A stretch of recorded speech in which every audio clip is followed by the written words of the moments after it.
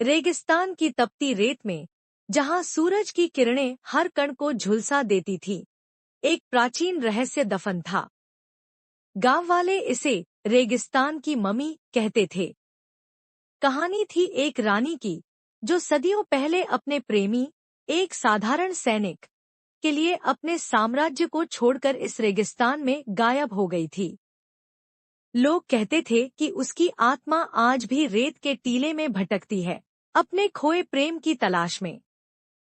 एक दिन युवा पुरातत्ववेत्ता आरव, जो रहस्यों का दीवाना था, इस मम्मी की खोज में रेगिस्तान में उतरा।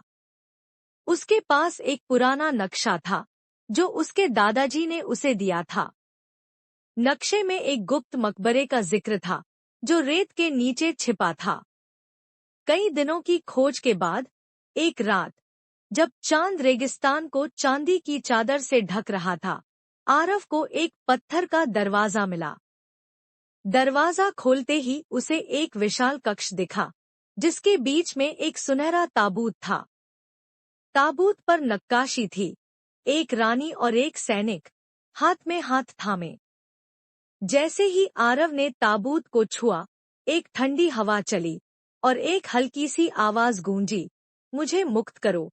आरव का दिल धड़कने लगा।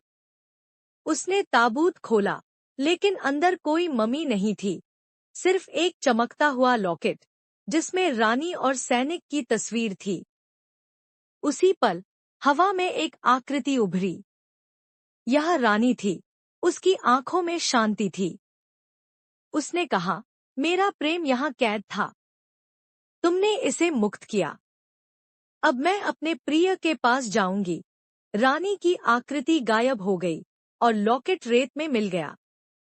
आरव वापस लौटा, लेकिन उसकी जिंदगी बदल चुकी थी।